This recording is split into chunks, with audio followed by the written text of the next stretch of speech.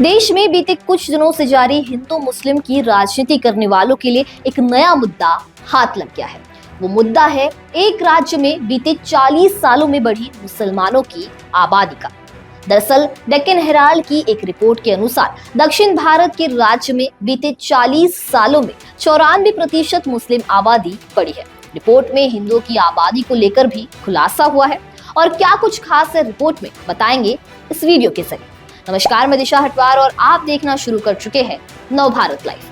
Deccan Herald की एक report के अनुसार 1984 में कर्नाटक के भीतर जातियों की संख्या पता लगाने के लिए किए गए वेंकटस्वामी कमीशन के सर्वे ने मुस्लिमों की आबादी 39,63,000 थी और यह प्रदेश की जनसंख्या में 10.97% का हिस्सा रखते थे। इसी सर्वे में सामने आया था कि कर्नाटक में वीराशैव लिंगायत 61,14,000 है और उनका राज्य की आबादी में 16.92% है। इसके अलावा वोक्कालिंगा समुदाय की आबादी 42,19,000 बताई गई थी और उनका राज्य की जनसंख्या में हिस्सा 11.68% था। 1984 के सर्वे में राज्य की दलित आबादी 57,31,000 बताई गई थी। दलितों का राज्य की आबादी में हिस्सा लगभग 16% था। 2015 के सर्वे में यह स्थितियां पूरी तरह से बदल चुकी है। इस सर्वे से सामने आया है कि 1984 से 2015 के बीच कर्नाटक में मुस्लिम आबादी लगभग दोगुनी हो चुकी है। सर्वे के अनुसार 2015 में मुस्लिम आबादी 76,09,000 थी, यानी इन 30 वर्षों में राज्य में मुस्लिम आबादी 94% बढ़ी है। इस बीच लिंगायतों की आबादी मात्र 8.50% बढ़ी, जबकि वोक्कालिंगा इस दौरान 46% बढ़ पाए। मुस्लिमों की आबादी दोगुनी होने के चलते वह अब ओबीसी के भीतर सबसे बड़ा समूह है। उनका आरक्षण भी इस सर्वे में 4% से बढ़कर 8% करने की सिफारिश की गई है।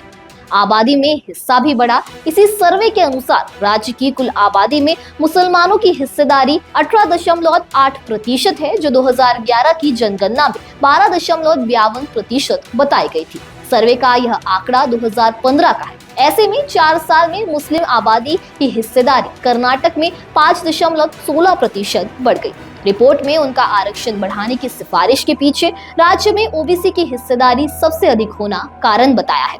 रिपोर्ट में बताया गया है कि राज्य में कुल आबादी ओबीसी की हिस्सेदारी 69.7% है।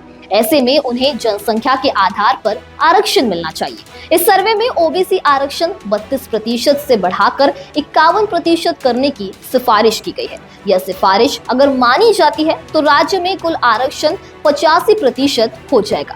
इस 85% में 51% ओबीसी आरक्षण होगा, जबकि 24% आरक्षण अनुसूचित जातियों और जनजातियों के लिए रहेगा। इसके अलावा 10% आरक्षण आर्थिक रूप से कमजोर वर्ग यानी ईडब्ल्यूएस को पहले की तरह मिलता रहेगा।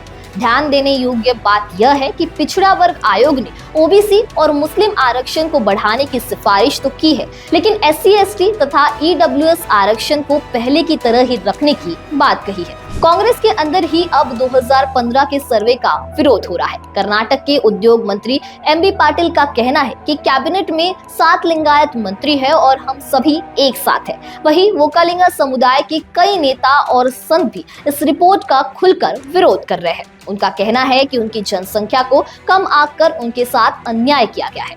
मंड्या से कांग्रेस विधायक रवि कुमार गौड़ा का कहना है कि रिपोर्ट में वोक्कालिंगा समुदाय की संख्या कम बताई गई है। ये रिपोर्ट सार्वजनिक की जानी चाहिए। 17 अप्रैल 2025 को हुई कैबिनेट बैठक में ये रिपोर्ट कैबिनेट के सामने रखी गई है, लेकिन इस पर कोई भी अंतिम फैसला नहीं लिया जा रहा है। तो खैर, अब इस पूरे मामले को लेकर आपकी क्या राय है, हमें कमेंट सेक्शन में जरूर बताइए। वीडियो पसंद आया होगा तो इसे लाइक और शेयर करना ना भूलें और ऐसे ही तमाम अपडेट से जुड़े रहने के लिए बने रहे नवभारत लाइव के साथ।